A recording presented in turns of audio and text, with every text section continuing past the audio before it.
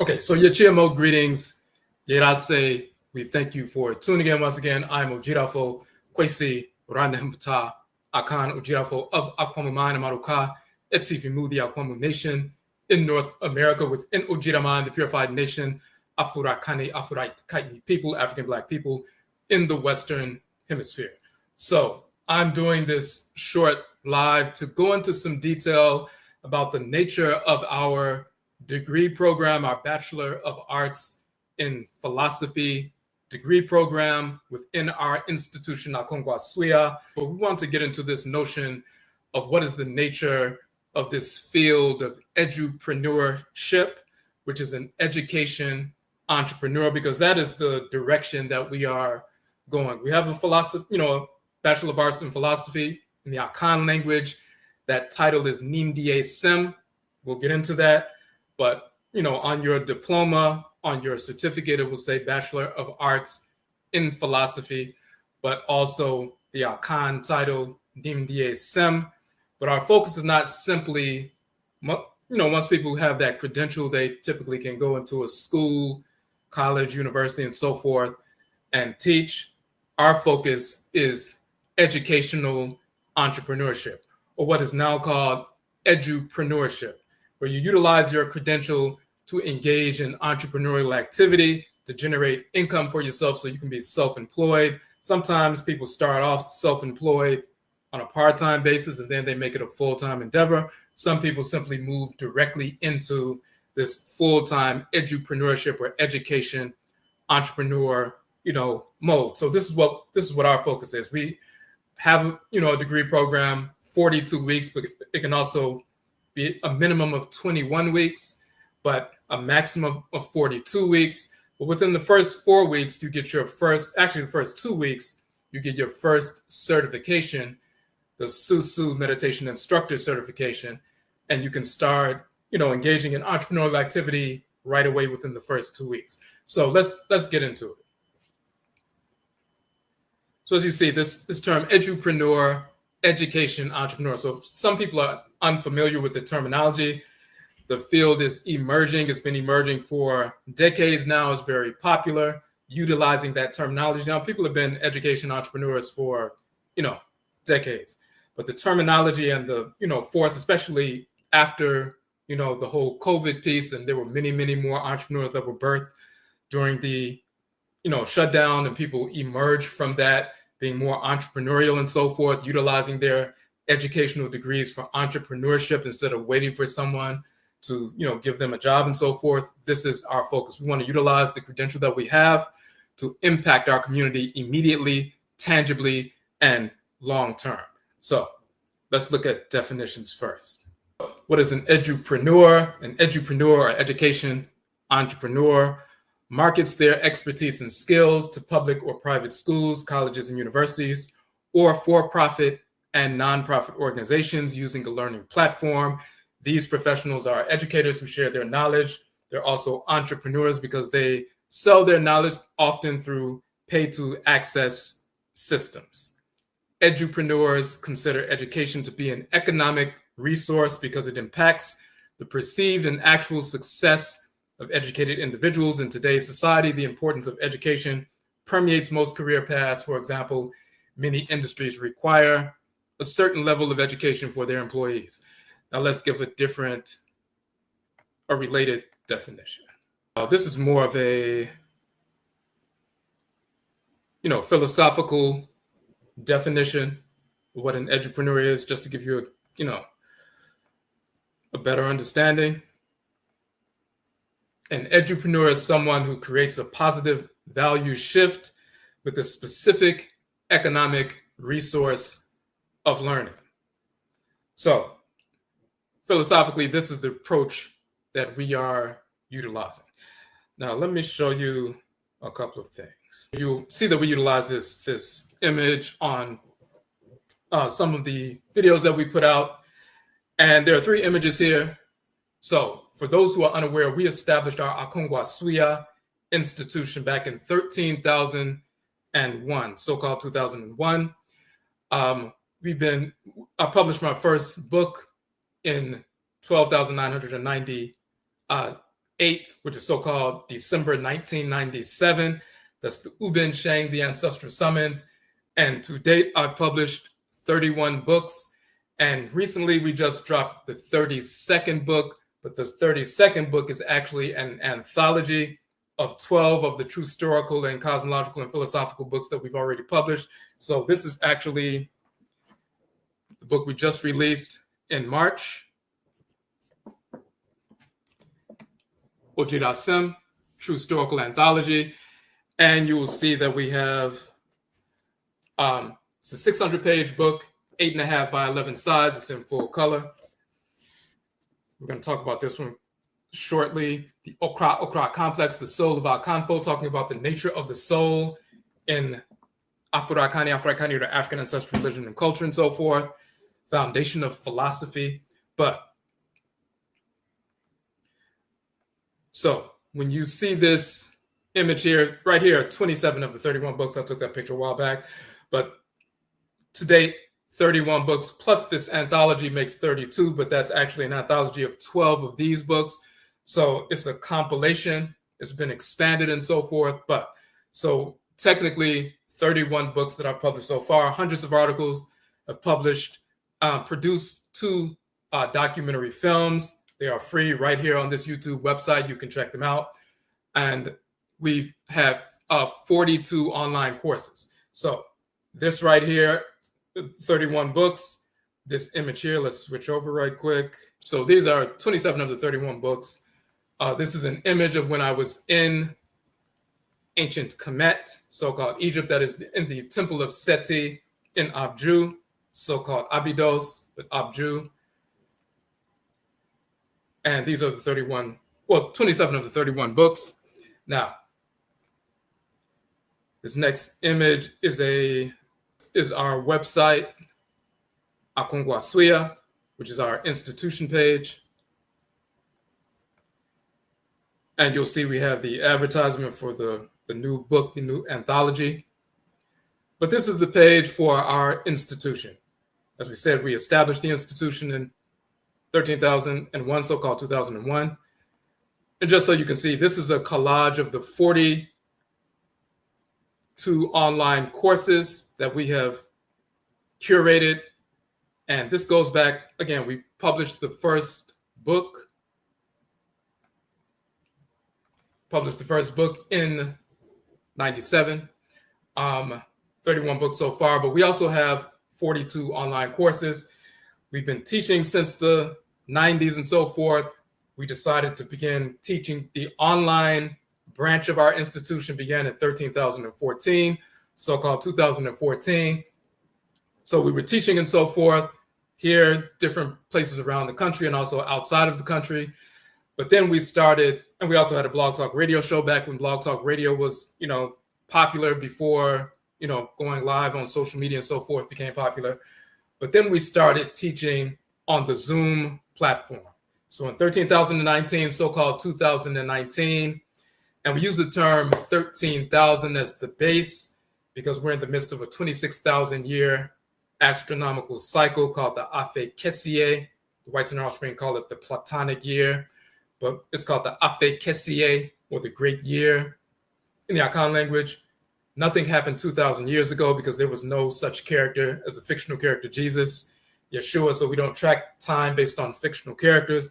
You will learn that when you obtain your degree, because one of our books goes into detail proving that Jesus, Moses, Abraham, Isaac, Ishmael, Solomon, Sheba, Menelik, Muhammad, Allah, Yahweh, Buddha, Brahman, all of these characters are fictional, never existed of any form or of any race. And we show how these characters were manufactured. But we're in the midst of a 26,000-year astronomical cycle, hence the years beginning with 13.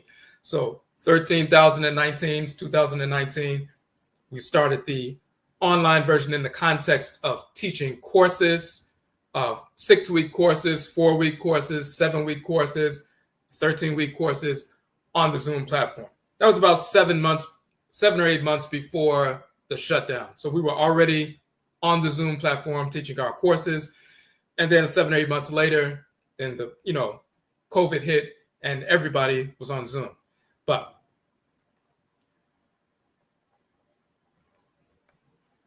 This is simply a collage of the various flyers of these 42 courses.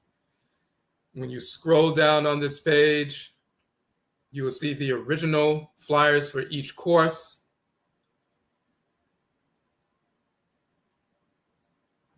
For example, you see here, Achinebois, the original animal totems that represent male and female deities, forces in nature, and Kemet, the original animal totems from which they stole the zodiac symbols and so forth from. So we go into detail about that and the cosmology associated with that. But all the various flyers for the 42 courses. Here's one of the 42 courses that you will be studying. Res, the etymological origin of the term race, when we trace it back to its roots in ancient Kanit and Kemet. And you see the term in the Medutu, res. We go into detail about the etymology, biology, cosmology, and divinity of res or race. So when they talk about race as a social construct, the concept of race was created in the 18th century. That is pure foolishness, pure fabrication. We have the actual Medutun Torah, so-called hieroglyphic inscriptions, and the language itself, where even in the so-called great hymn to the Aten, written by the Per'a, so-called Pharaoh Akhenaten, he talks about how the divinity established different men and women of different colors, and their skin colors represent their different dispositions, and they're placed in different parts of the world. Now, they're talking about, at that particular time, the different skin colors of Afurakani, Afuraitkaitnit African Black people, but that also extended once the White Nile Spring came into existence and degenerated into the depigmented group that they are. They're not naturally created. They're just a degeneration from the original. We recognize the difference between the melanin-dominant black and brown Afurakani, Afuraitkaitnit people, African Black people, and the depigmented whites and their offspring. We understand the difference between skin color, race, and spiritual disposition that is part of our cosmology as Afurakani, Afuraitkaitnit people. There's a direct relationship between biology and spirituality, and we prove that in the language and culture and cosmology of ancient Kemet. Now, we're not going to go through all of these. When you look on the page, you can see, all of these pieces. This is a course on the Ubin Sheng, the Ancestral Summons. That is actually the first book that we published back in December of 97, 28 years ago. And that was the foundation for all the books that came after that. This is a 6-week course that goes into detail about that book. That is one of the 6 session courses that you will be studying. So when you scroll down, you'll see that we have, the various flyers from, all of the various courses. On the origin of the term yoga, Karakat, saw the origin and nature of the chakra based on our book of the same name, showing that yoga and chakra comes from yok and karakara, or yonk and karakara, stolen from the language of ancient Kemet. It did not originate in India and so forth. So we have a number of different, courses that we put forward. So these are all the original flyers. That book that we just showed, the Okra Complex, the Soul of Akanfo, the Nature of Divine Consciousness, the divinity that governs the head, and the foundation of making proper decisions rooted in the divinity and the divine blueprint that every Afuraitkaitnit human being is given when they incarnate into the world. So the nature of the soul from the proper Afuraitkaitnit or African perspective. So we have these various courses, 40 of them on this page. That includes parts 1 and 2 of Medutun Torah, divine inscription, learning how to read and write the language of the Medutun Torah, so-called hieroglyphs. Hieroglyph is a Greek term meaning sacred writing, but the term in ancient Kemet is Medut. Hold on a second.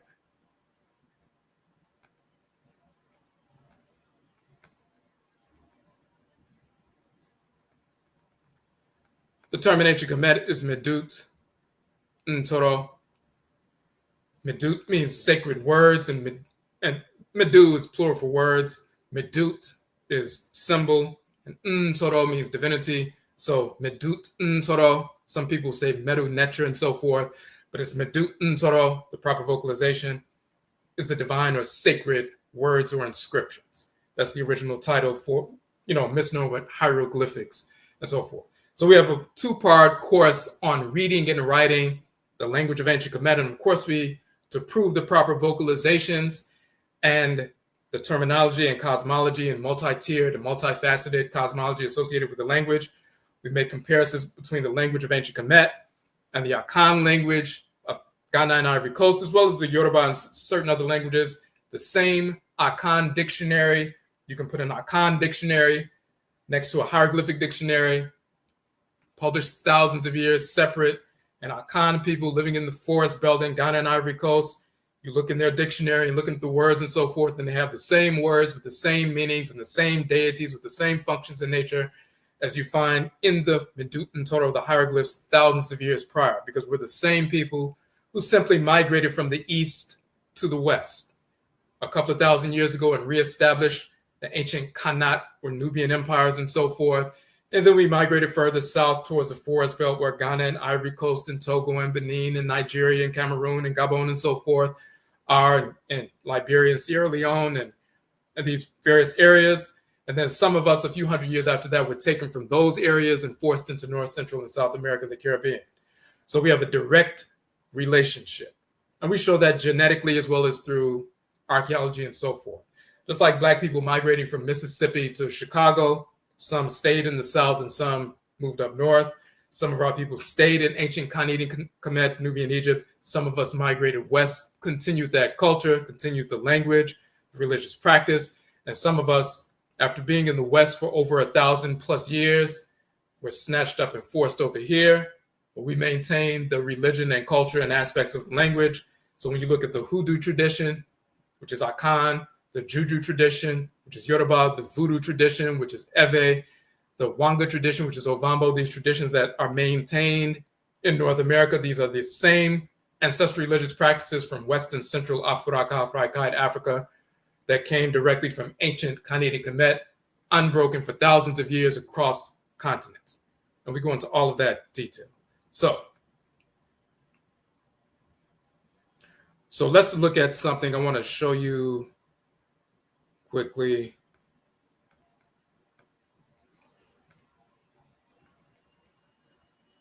So that's just a few of the 42 courses, but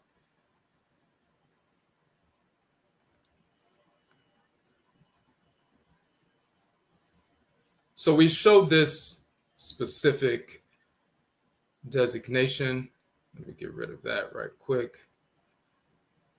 Just to give you an overview, and you can look on different college websites and you will find basically the same structure. A Bachelor of Arts in Philosophy typically requires around 120 credits. This translates to approximately 40 courses, including major specific philosophy courses, elective courses, and courses fulfilling general education requirements. The exact number of philosophy courses required varies by institution, but generally includes a core curriculum of philosophy courses and elective courses outside of the major. Now, so the reason we showed that is to show that our 42 courses go beyond what, of course, you're going to learn with regard to Europeans and their system. And in fact, let me... So what you have here, again, is the collage of these 40 courses. Now we have 42 in total. This is a collage of the various ones. In our set of 42 courses, like as I said, with a bachelor's degree, you have a certain core curriculum, and that includes things like, composition and things like that. We don't have to, deal with that aspect of it. We can get directly into the, courses for the major. So we actually have more, like they'll have a certain number of courses that are core curriculum, and then they'll have courses for the major. Our 42 courses go directly to the major. So you actually have more information on philosophy. Now, when you study in European, institutions, They're going to teach you about Greco-Roman philosophy and some aspects of, Asian Chinese philosophy. They may have a sprinkling of talking about something like about Zulu culture or some misinformation foundationally about an African philosophical principle or something. But it's primarily Eurocentric and European philosophy, information that people are not using now. People are not, utilizing the thoughts and formulations of fictional characters like Plato and Socrates and so forth. But you're going to go through and spend a great deal of time dealing with that. In our culture, in our class, in our philosophical degree program, we get straight to the point. We get to the origins of where that misinformation come from, because the Greeks went to Kemet to study. So did the Romans and so forth. So did the Persians. So did the Assyrians and so forth. And we carried that culture into Asia, into Southern Europe, and of course into the Western Hemisphere. But we get into actual real philosophy. When we talk about philosophy, right, it's such religion and culture and language and so forth, everything in the world revolves around that, because it's based on realities, based on the nature of reality as it is and how we align with the divine forces in creation and the order in creation. We have different languages and different ways to explain that across the continent and how we were brought into North America, but it's fundamentally the same thing, aligning with the reality of creation in harmony with divine order and defining that in an authentic way. And we govern our lives by that. It's not some old philosophy like Greek fake gods and so forth, and that's just mythology. When we talk about the forces in nature in our culture, that's still reality. The forces in nature that animate the sun, moon, oceans, rivers, the energy that animates the sun, animates the rivers, the oceans, the earth mother, the atmosphere, and so forth. We align with these expansive and contractive forces in creation in a harmonious fashion, just like animals do, just like plant life, mineral life, and so forth. We have the understanding of how to do that in a harmonious way. So our philosophy is living and so forth. Now, with them, it's philosophical, it's something to debate intellectually and so forth. They go into universities and they get paid to just talk about these different things. And sometimes they utilize that as the foundation for, going to law school and different things and how they process information. For us, again, we're dealing with edupreneurship. So once we utilize you study the philosophy, incorporate that, understand it, then we go out into the community immediately and begin to positively impact the community right away. Now, how do we do that? Let me show you an immediate example of that.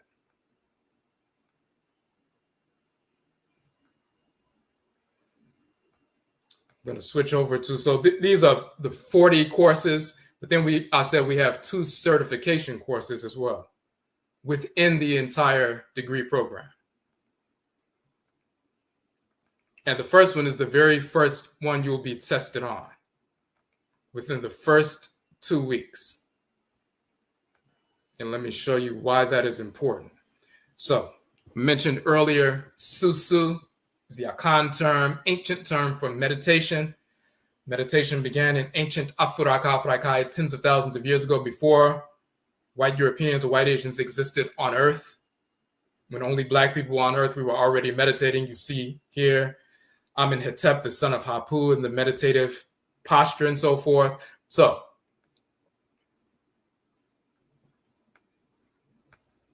this is a standalone certification course. It's a 4-week online course, but we've incorporated it in the degree program as well. So that's a 4-week course. You take it for 4 weeks, once a week for 4 weeks and so forth, and then you receive a certification. And that certification allows you to go out and conduct meditation sessions at places of employment, when employers bring people out for seminars to conduct meditation sessions with their employees to increase work productivity, in schools when they utilize meditation at the beginning of the day to assist students with behavioral issues, and as well as enhancing learning outcomes and so forth, in shelters, women's shelters, family shelters, social services organizations, a number of different applications for that. But you can utilize this credential, you're certified, and you can go out and immediately begin to conduct meditation sessions. They typically pay between $100, $200, $300 for you to come out and conduct a 30-minute session where you introduce yourself for a couple of minutes, share what's going to take place, have like a 15-minute session, meditation session, and then a question and answer for 5 or 10 minutes afterwards. That's a 30-minute session. You get paid $100, $200, $300 for that. And within the first 2 weeks of enrolling in our program for the bachelor's degree, you get your certification for SUSU. And now that you're certified, you can immediately begin to go out, utilize that credential to generate income for yourself. You're impacting the community in a positive capacity, but you're also generating income for yourself. If you look at the flyer, just for example, we say SUSU is the ancient Akan term for meditation. SUSU originated in our ancestral culture of Afuraitkaitnit, Africa, tens of thousands of years ago. This ancient practice has been utilized to regulate physical, emotional, and mental balance for millennia in varied expressions wherever our people have migrated in the world. The scientific benefits of meditation for youth and adults have been well documented, enhancing learning outcomes, regulating behavior, overcoming anxiety and depression, rebalancing hormones, lowering blood pressure, reducing stress, regulating weight loss, overcoming addictions, developing discipline, maintaining focus to overcome obstacles to short and long-term goals. Our meditation instructor certification is for individuals, independent contractors, educators, homeschoolers, human services professionals, behavioral health professionals, and others.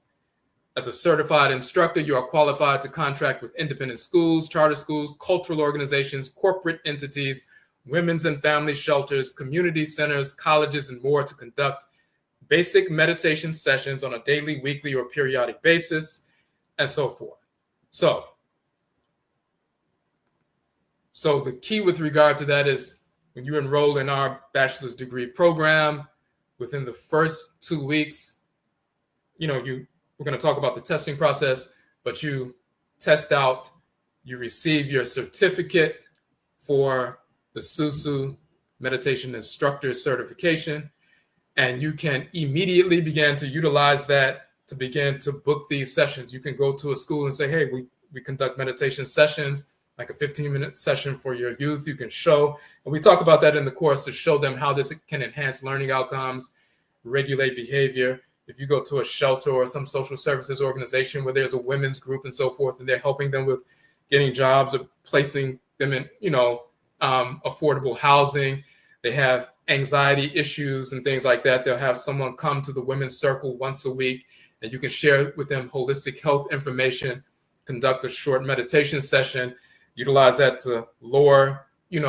their anxiety, depression, regulate hormones, balance their thinking and so forth, so they can manage their lives and the lives of their children and so forth. We have direct, immediate, tangible benefits from basic, simple meditation sessions, not heavy into philosophy, but just basic breathing meditation sessions rooted in an African-centered or Afuraitkaitnit cultural context that benefits people immediately and tangibly.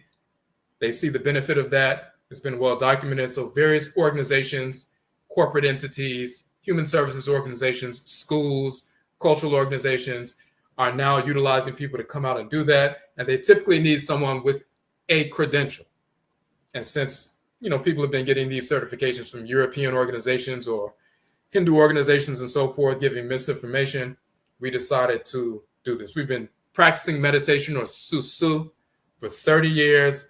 We started publishing on SUSU over 20 years ago, but we decided, and teaching that, but as far as the certification, we decided to start certifying people last year. Prior to that, we would just, conduct meditation sessions and teach people about that, and, people come out and learn about it, and that's it. But we decided to start certifying certain individuals who are really interested last year. But we've been teaching it and publishing on it for 20 years, been practicing for 30.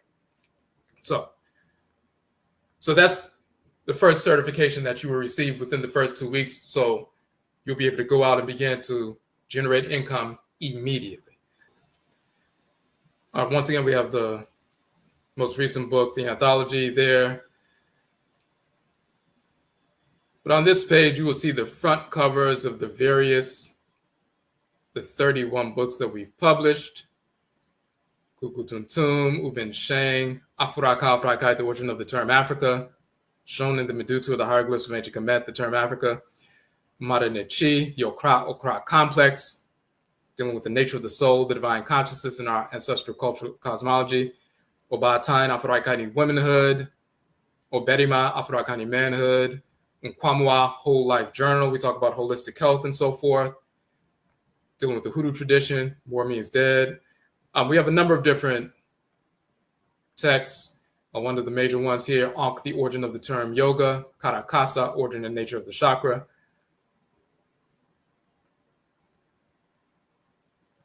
Rekit and Asperet, the etymology and cosmology of the religion and spirit. So we show where those terms actually come from in the Medutu and ancient Kemet. These are not European terms. So we have a number of different publications here. The Kukutuntum, for example, is the book. This one where we talk about the origin of the fictional characters, Jesus and Muhammad and Moses and Abraham and Isaac and Ishmael and all of that. That's what this book deals with. And it's also in the anthology. So we have these 31 books. We've published in, over 100 research articles. We also have our, 2 documentary films. So we have a great deal of information to draw from, as well as information outside of that are included within these courses. Now let's go to the course page so you have an idea of when you enroll in the course, what takes place. 42 courses, 42 weeks to complete, and some people can complete it in less than 42 weeks. It's a maximum 42 weeks to get the bachelor's degree, but you can do it a minimum of 21 weeks, and we'll show how that works. And now we also did a video where we went into some detail about this for like an hour and 40 minutes as far as the programmatic thrust itself.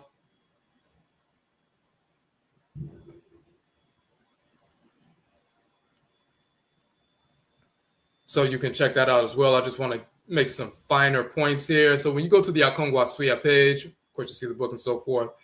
We went here. So this is the piece we did like over a week ago. It's an hour and 44 minutes. So we go into more detail about the program. But when you scroll down, we have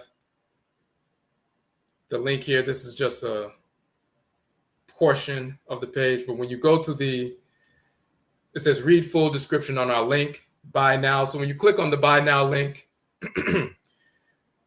you'll get taken to the page. And let me make sure you're able to see that.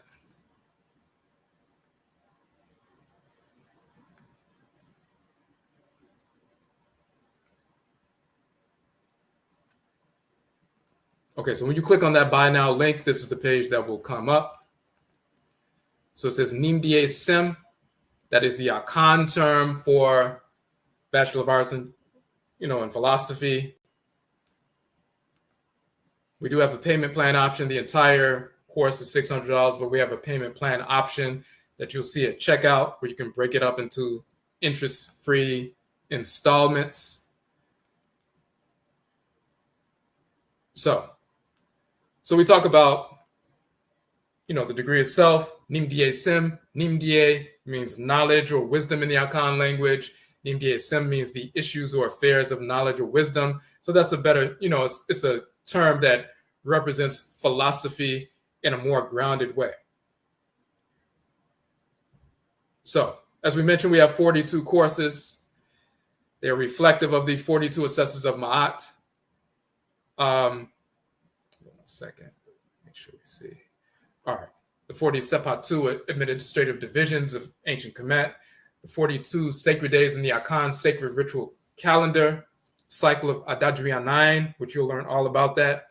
But also, it turns out that, of course, on average, there are 40 courses that make up a Bachelor of Arts degree program in any major university or college. But again, some of those for them are core curriculum things like English and composition and basic courses. that we don't have to deal with. So all 42 of ours go directly to the subject matter, the meat of the subject matter. Now,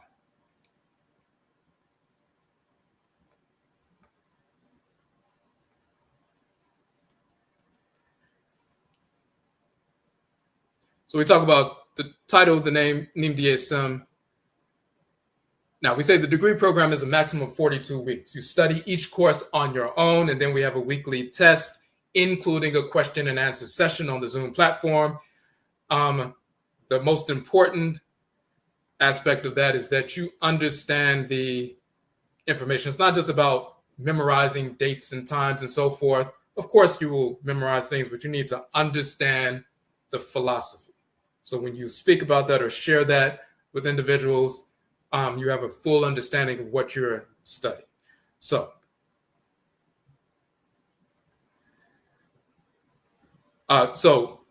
42 weeks, each week. So say, for example, the first course, some of these 42 courses you saw were originally 4-week courses where we met once a week, for example, on a Monday online for 2 hours and went through the information and went through the book and so forth.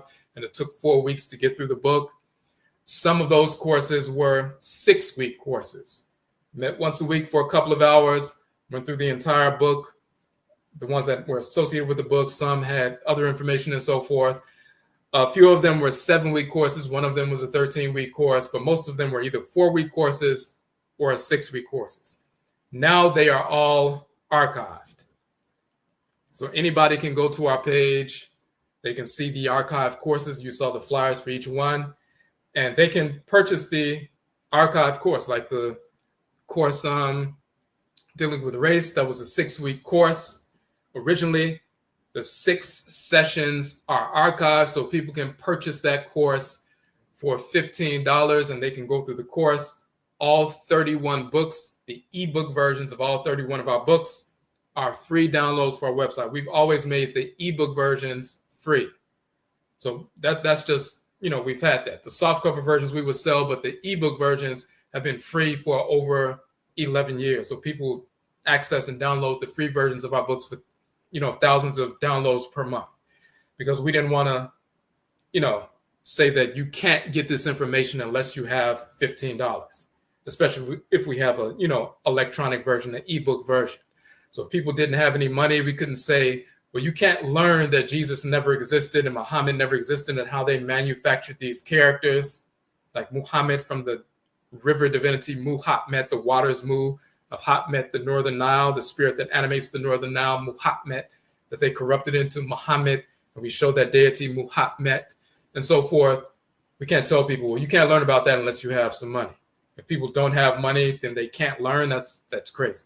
So all 31 of our books are free downloads from our website.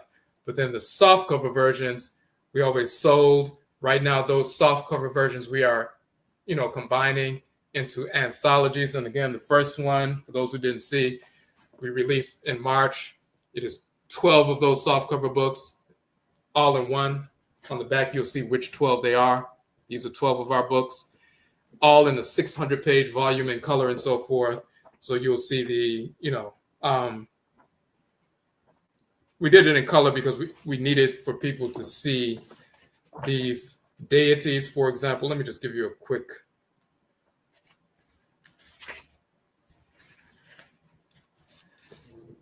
So you needed to see, for example, the images when we were in ancient Kemet, in quote unquote Egypt and so forth. You need to see, for example, when we went into the temple of King Su in Ta'apet of so-called Thebes, and you see the goddess Ra'et, the female counterpart of Ra. So you have Ra as the creator of the universe. Ra'et is the creatress of the universe. Amen is the great father of creation. Amenet is the great mother of creation. Most people have heard of Ra and they mislabel him the sun god, but they've never heard of Ra'et, the female. There's always a balance of male and female. It's not just a male divinity or monotheism. It is polytheism. There's a great mother, great father, creator, creatress, ancestresses and ancestors, goddesses and gods and so forth. But you need to see those colors, so we put that out that way. But so you go through the, we have these books. People can purchase the archive course. Some people are doing that now. They'll just go get a course. Hey, I want to study this course. They pay $15. They have access to the 6-week course. Or they have another one. They pay $10 for the 4-week course and they just study it. But some people wanted to study the entire corpus, get tested on that. Once they're proven and tested on that, then they can obtain that degree and utilize that degree based on what they've studied as a Bachelor of Arts in philosophy. And then they can go out and generate income based on that credential. They can show that they have this credential. They can produce that credential, and people, you go to a corporation when they have, certain events, they see that you have that credential and they will cut the check, and, that satisfies their funding sources. And then they can pay you to do a presentation. You go to schools, colleges, universities, human services organizations, cultural organizations, nonprofit organizations, for-profit organizations, and book these kinds of events. And once people see that hear that you've done great presentations that have helped people, then the word begins to travel. You can create your own website, social media pages, and you become an edupreneur, actually helping our people. So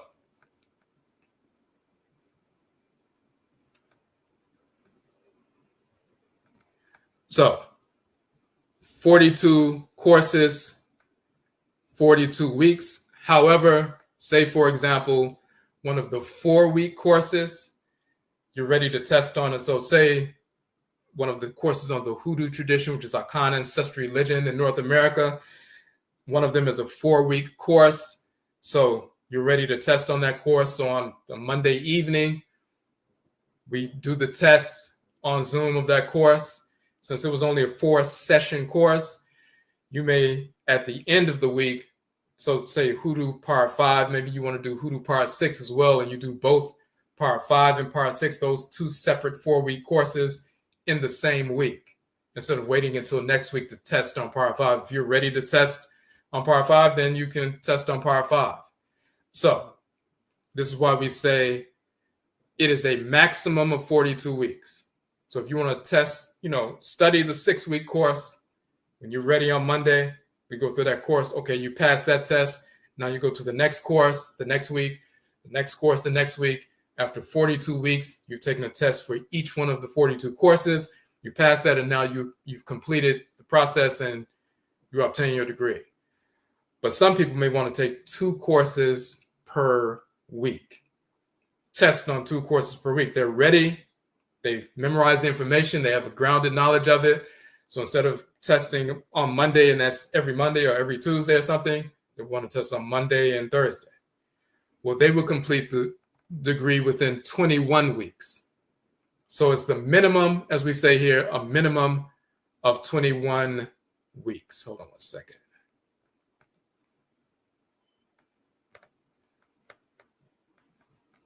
All right. We won't test more than 2 courses a week. So if you say I'm ready to test for 6 courses, we're not going to do that, because you need to have a full understanding of the information. You don't want to rush through it. And then there are time constraints with regard to us, because we have to test a number of people. So we have a limited number of spaces. As a matter of fact, we couldn't have 100 people within this session that begins this month in May. We couldn't have 100 people because I couldn't, do 100 hours of testing every week. I wouldn't be able to get anything done. So a small number of people that we can actually enroll, this first segment to get the first set of degree people and so forth. So, but minimum of 1, course per week, a maximum of 2 courses per week. Some people may do, 2 weeks sometimes and 1 week other times, and they may complete the course in 30 weeks instead of 42. Some people may complete it in 21 weeks. Some people, 42 and so forth. So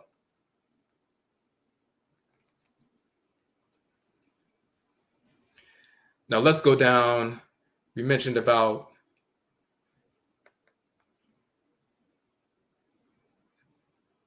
edupreneurship. Let's go down and get to that piece. Now, we gave the definition here. We read this earlier. Edupreneur, educational entrepreneur. What an edupreneur is. We gave those couple of quotes from different websites. Now, the difference with us is we don't want to just have you come and get a degree. And then this is not just for you to, people to get a degree and then just to sound deep and to sound philosophical. And it's nothing silly or egotistical like that. You get this knowledge so you can share with the Black community, so we can transform our lives physically, emotionally, physically with regard to diet and lifestyle, emotionally, mentally, spiritually, socially, economically, politically, on all levels. So we want to be able to empower you to immediately begin to generate income. As we said before, the first course you're going to take test on is the SUSU course, the Meditation Instructor Certification.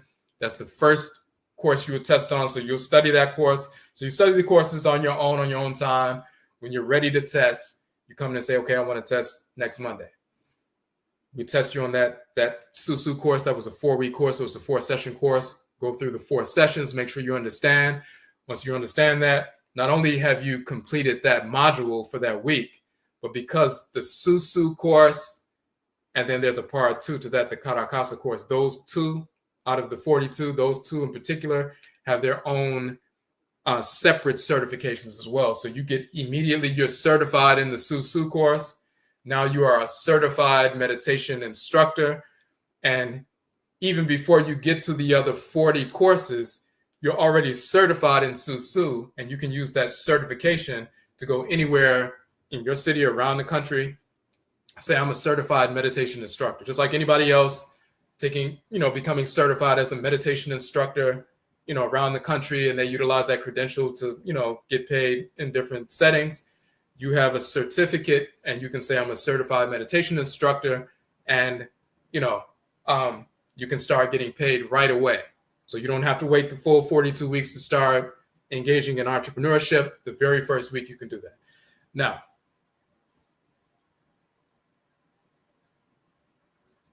Now we have a list of edupreneurship or education entrepreneurship opportunities available when you have a Bachelor of Arts in Philosophy from our program. We want to give this list to let people know there are many options. And as you go through the course, we show you how to do this. But there are many options to begin to generate income immediately.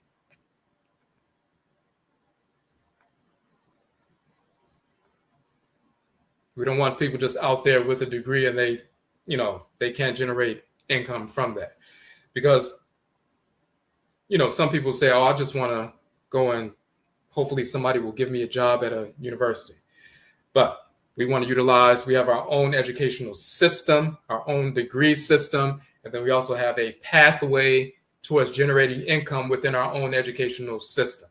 Just like Europeans have that. They have their own universities, colleges. They accredit their own universities and colleges to say that they're legitimate. And then once they're accredited, then they can go to different, jobs, employers, and so forth. And they say, oh, you have a degree from here. That's an accredited university. Okay, well, then you can work at this place. Well, we have our own system. We have our own degree program. It's more extensive than what you would get in a 40-course Eurocentric philosophy program, degree program. And once you complete ours and you're certified, we have our own accreditation process and so forth. And now we put you on a path to be able to utilize that degree in various settings within our own community to begin to generate income right away. And this is it right here. Okay, so I'll say, having spent over a decade in the field of behavioral health and working with community organizations, that's what I was doing prior to becoming an entrepreneur. We have identified multiple opportunities within human services agencies and organizations, cultural institutions, schools, and more to serve the community and be compensated from funds already set aside for that purpose. All these organizations have funds set aside already. They just need people to come who have a credential so they can cut the check for you. For example, in the field of mental health, Alcoholics Anonymous group circles, they're small group circles that meet in most neighborhoods and have funds set aside for people to sit with the group and share their cultural knowledge to inspire participants to be resilient and overcome their addictions. It can be a one-time presentation to a group or may develop into a monthly appearance or weekly, they typically pay a credentialed speaker from $100 to $300 per session. The same thing with the Narcotics Anonymous or Gamblers Anonymous and so forth. So what you have is you'll see an agency, you'll see a mental health agency, a behavioral health agency, or a social services agency and so forth, human services organization. And they have people who come in, they may be court ordered to come in, or they may, for whatever reason, they come in dealing with Alcoholics Anonymous, Narcotics Anonymous, Gamblers Anonymous, and so forth. And they have a group meeting and they sit with their therapist or their case manager or social worker or community support worker, and they have a group meeting like once a week or once or twice a week and so forth, and they talk. But then they have funds set aside to periodically bring someone in, maybe once a week or once a month, to share additional information. You learn information about yourself that empowers you. So they'll bring someone in and say, well, we want to have this individual come in and talk about, approaching, discipline from a Afurakani or African-centered cultural perspective. And since they have money set aside for that, they're looking for somebody. Do you know somebody who can come and speak to my group for about 20 minutes or 30 minutes and have a discussion and bring a new perspective that will help them understand how resilient they really are? And they were born by nature as an Afuraitkaitnit person for that resilience. And then they bring you out. They'll pay you typically between $100, $200, $300 for that. If it's a larger organization, they may pay you $500. And you sit with the group and you share that information. And they may bring you out once a week or once a month, just periodically, depending on what it is. But if you have one group on one day and then another group on the other side of the city another day, you can generate $600, $700 a week just sitting with the group and speaking. So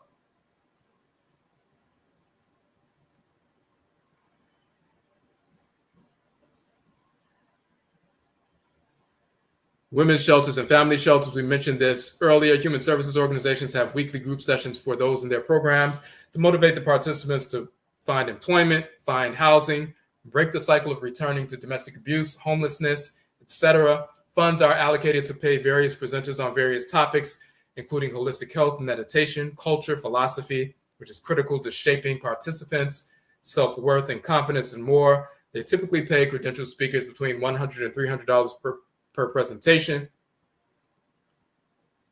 So once again, at these various shelters, they have workforce development. They assist the women or the families to get placed in affordable housing, jobs and so forth, accessing, services, whether it's, SSI or SSDI or whatever it is. And in the context of that, they have group sessions to help them with their resilience and discipline and focus and lowering their anxiety and things they can do on a regular basis. Your SUSU meditation instructor certification is critical there because you can assist them with a basic breathing technique that can help them calm down in any situation so they're not super stressed all the time, and that's an immediate benefit.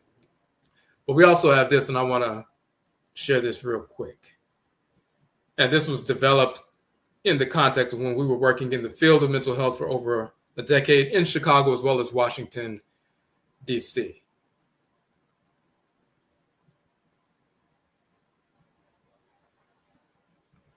Hold on a second. Let's take this down right quick and pull this up. So for those who are in the field of mental health and you're familiar with that, so we published a couple of documents, the Afura Whole Life Interventions, Therapeutic Intervention Model, but we also published the NIMDEESEM Principled Adaptability.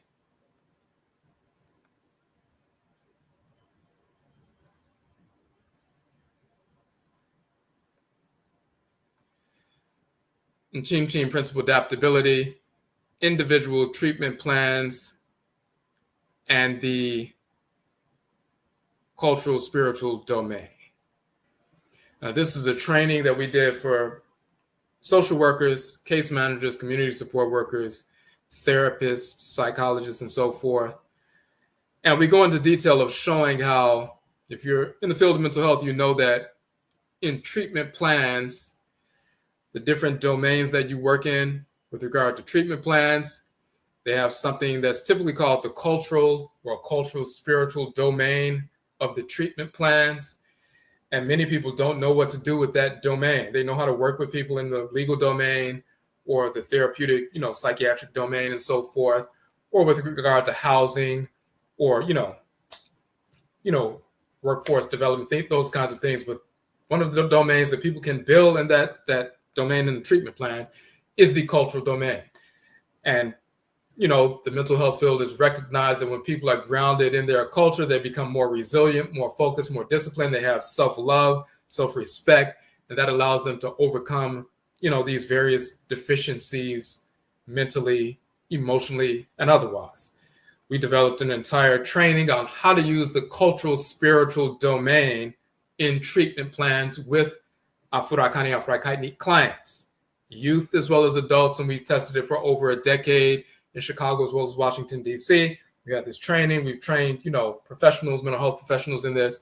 So you'll have access to that. That's part of your training, that part of things that you will study. So you can go into any human services organization if they have groups and so forth, and you can share information that assists even the therapist. When you're working, speaking with their clients, the therapist will see, wow, this is helping me with this particular client's treatment plan. This is going to help them progress further. I need to bring this person back, even if they come just once a week or once every other week or once a month. This is going to help empower the client. So, but that's something that you will learn in detail. And we did a whole 2-hour, 20-minute presentation going through how to utilize the cultural spiritual domain and, treatment plans and so forth. The next phase, employer cultural events calendars. Now, this is important. So beyond the whole notion of mental health and human services organizations and so forth, when it comes to places of employment, they have budgets set aside. Many employers across the country have a budget for cultural awareness events.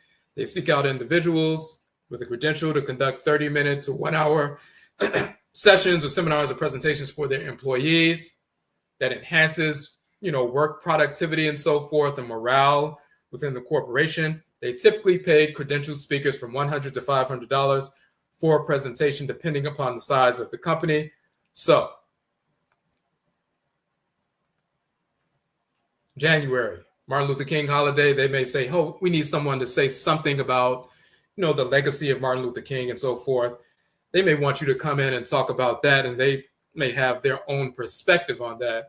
But you can come in and weave in how African philosophy or Afuraitkaitnit philosophy undergirds certain principles that he was sharing. Now, we're not talking about integration, but certain principles about Black people coming together and being resilient and fighting for, justice and things like that.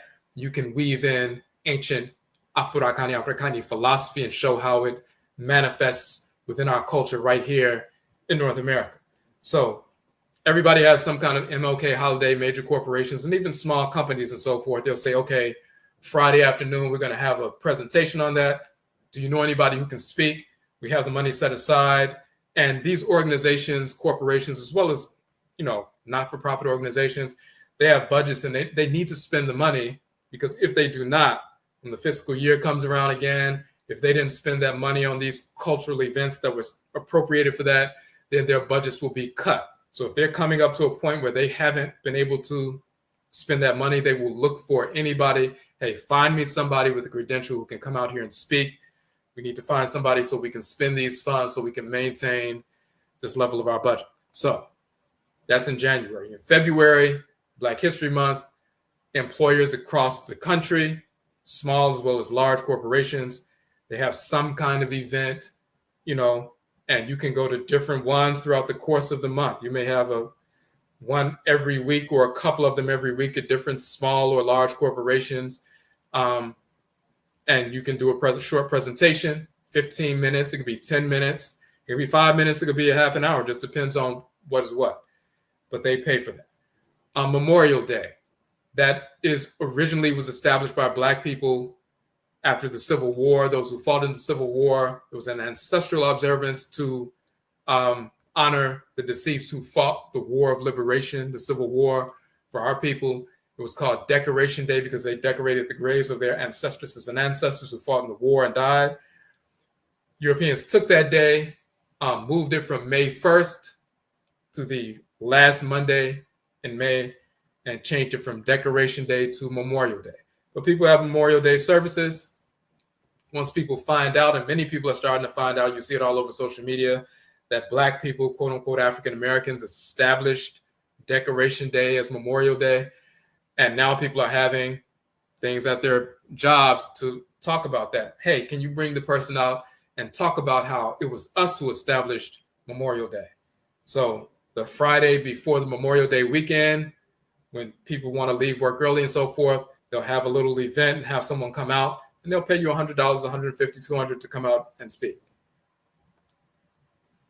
Juneteenth has become popular because they made it a holiday, and everybody's having Juneteenth events, even when they don't know what they're talking about.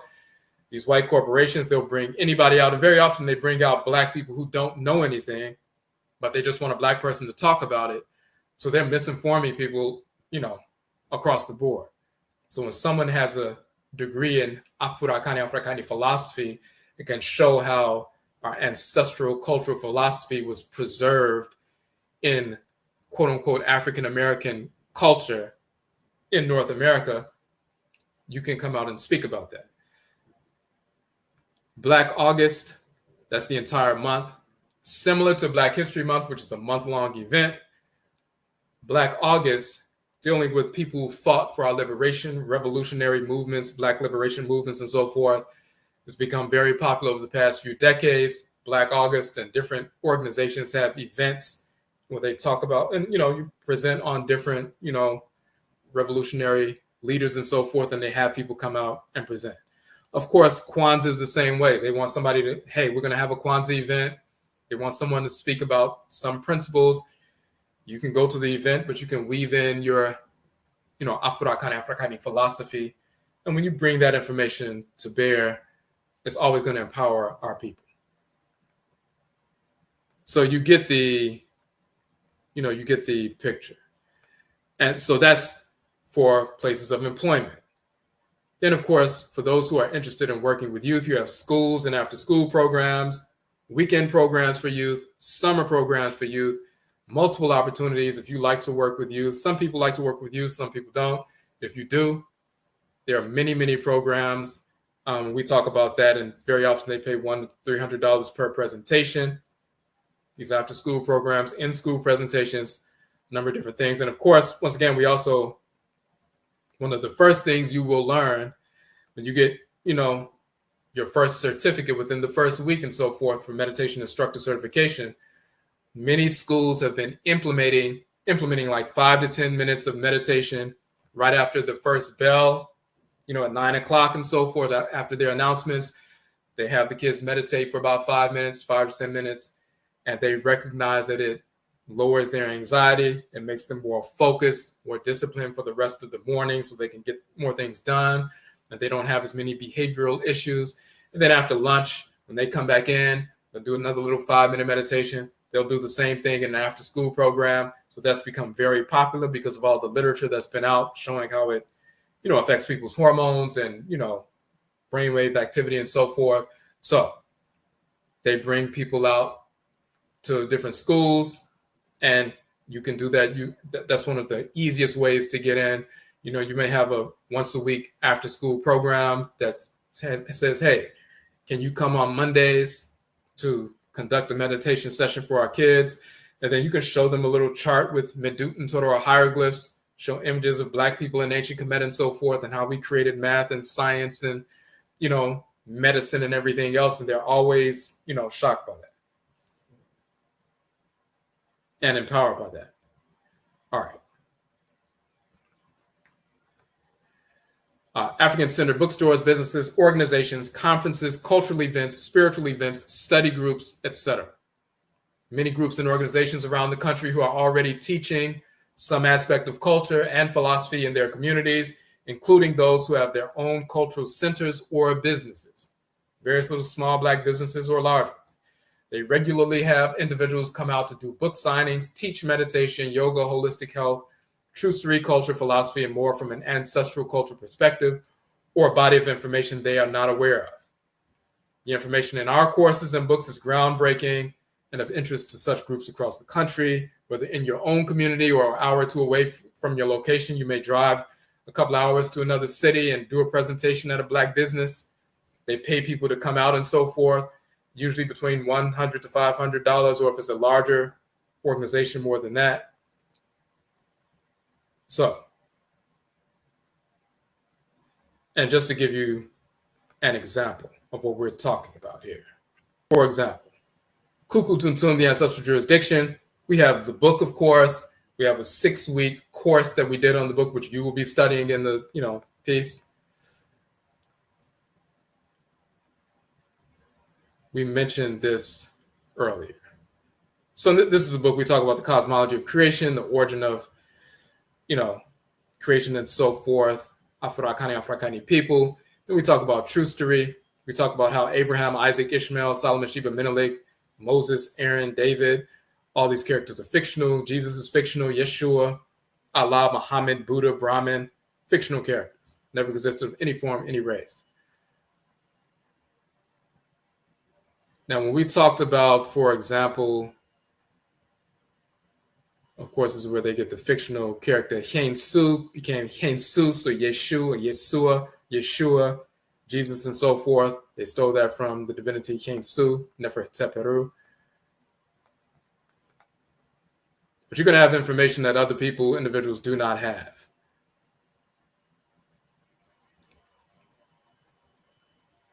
So real quick, the male force, the expansive force, the energetic force that is moving through the Hapi or the Nile River right now. If you stand in the river, the expansive energy moving through the river right now is the divinity Hapi. It's an expansive force, electromagnetic energy. The expansive aspect of it is the male divinity Hapi, and the feminine aspect is the female divinity Merit. So in Northern Kemet, the Northern Nile, the energy that animates the Northern Nile, and people know that water itself is a conductor of electricity. So even if people said, well, the densest expression of this energy is electromagnetic energy moving through the water. Everybody knows in physics that water is a conductor of electricity. So the expansive energy within the Northern Nile is the deity Hap, but Met means north. So Hap, Met means Hap, the deity Hap of the north. That is the Northern Nile divinity. He's a twin deity. Hap, Reset, Reset means south. So you have the southern branch of the Nile that goes all the way to Kanit or Nubia. The northern branch of the Nile goes all the way through Kemet into the Watch or the Great Green, which is the Mediterranean Sea and so forth. So the northern branch of the Nile governs the northern part of the country, and it was the northern part of the country that the white Arabs invaded, and the Arabs have been there since, the past 1400 years and so forth. So they were very familiar with seeing these images of Hap Met and Hap Reset, but since they were in the north, Hap Met, the spirit force that governs the Northern Nile, was prominent in the north. Now, the word for water in Kemet is Mu.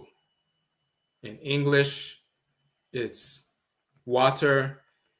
In Kemet, it is Mu. So Munu Hap is the water, Mu, Nu of Hap, the water of Hap, the Nile water.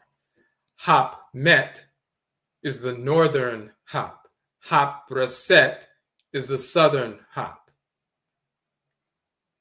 So Muhapmet is the waters Mu of Hapmet, the deity of the Northern Nile. Muhapreset is the waters Mu of Hap, the deity of the southern branch of the Nile. Since they were familiar with Muhapmet, they took Muhapmet, the spiritual force that's animating the Northern Nile right now, the energy moving through the Nile when you stand in and you feel the energy moving through. That's Muhapmet. And they corrupted Muhapmet into Muhammad, and said there was a white Arab who invaded and took over northern Kemet and brought Islam and all this other nonsense. They stole that from a spiritual force that animates the river, tried to turn it into a fictional cartoon character, male named Muhammad, and said you need to follow him. Somebody who never existed of any race whatsoever.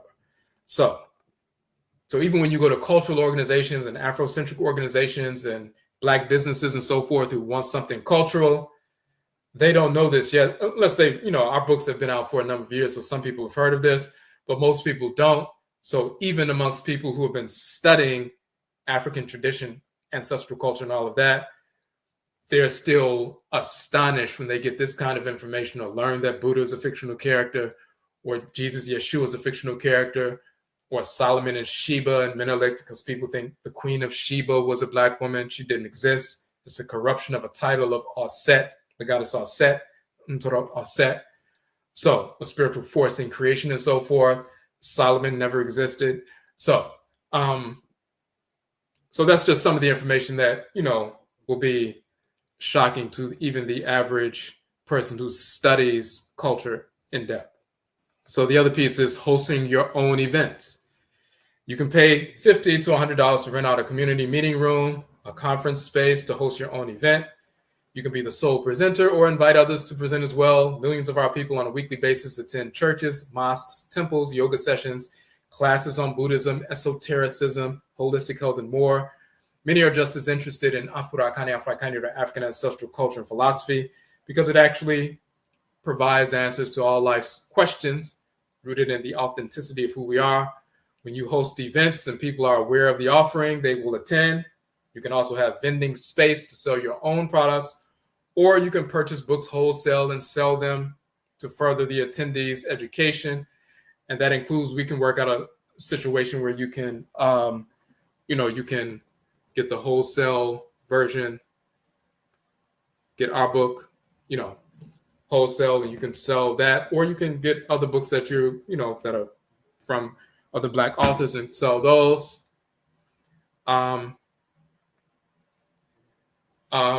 It also allows you to generate income to cover the rental and profit from the event. You can also include food, like a vegan lunch, as a draw for your event.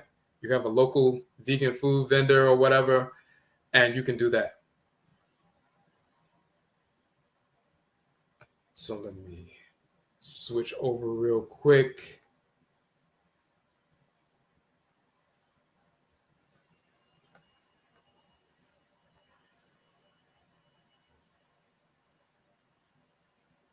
Now,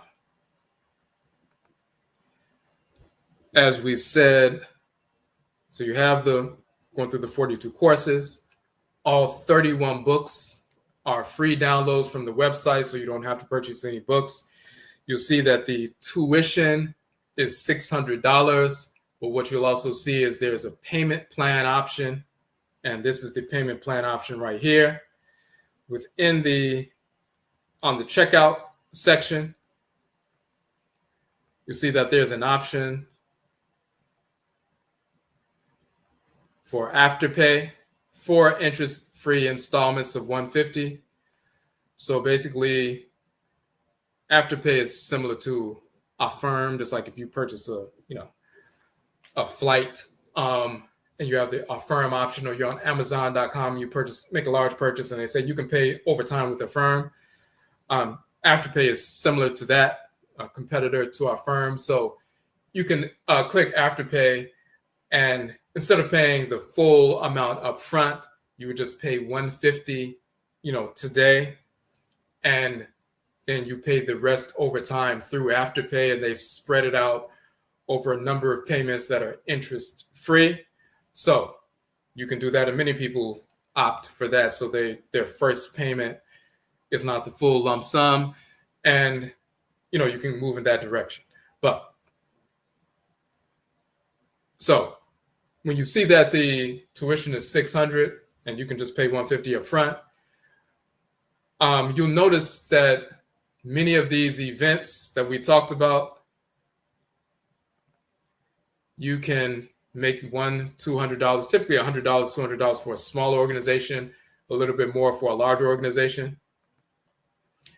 So within the first 3 or so events that you book,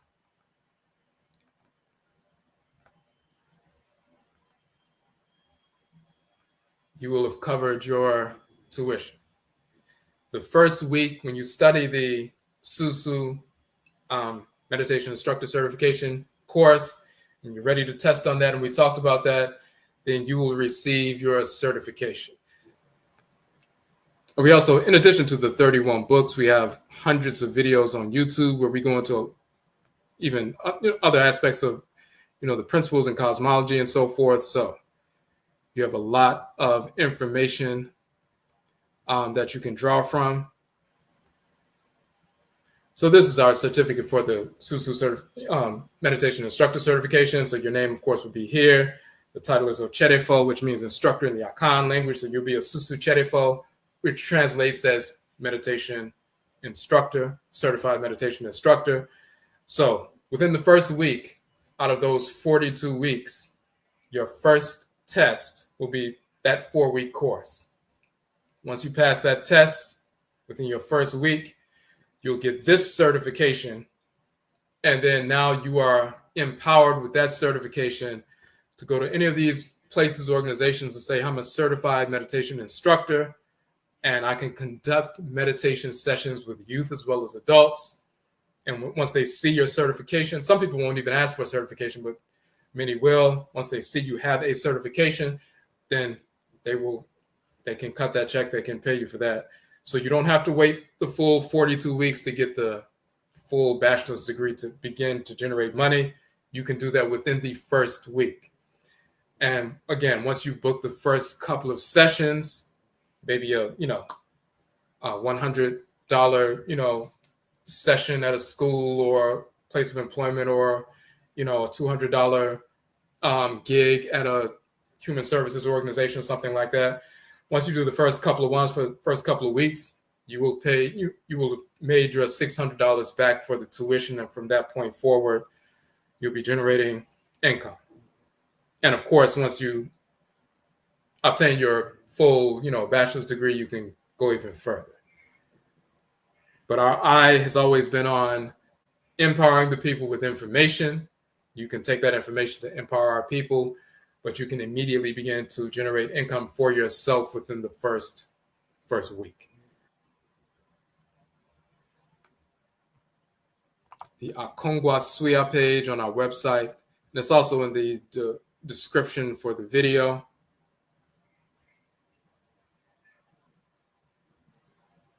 And you will see that there. Let me put that link in the chat room right quick. I just want to make sure we got that.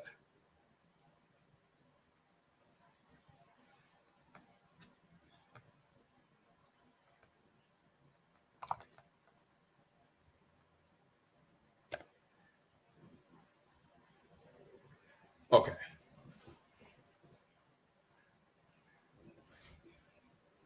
Okay, so if there are no questions, we're going to go ahead and end it here. We look forward to everyone, joining with us. You can register now.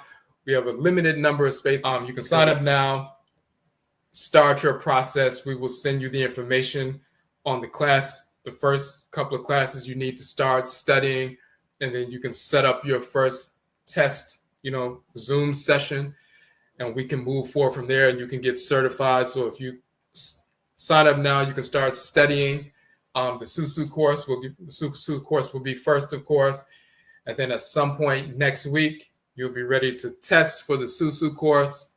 You pass that test, and then you get your certification as a meditation instructor, certified meditation instructor, and you can begin by the end of next week or the following week, begin to book sessions and get paid for conducting these basic introductory sessions for adults and or youth, and begin your entrepreneurship or edupreneurship journey. So, okay. So, Yerase, we thank you all for tuning in, and Yebeshiabio, we will meet again. That's it.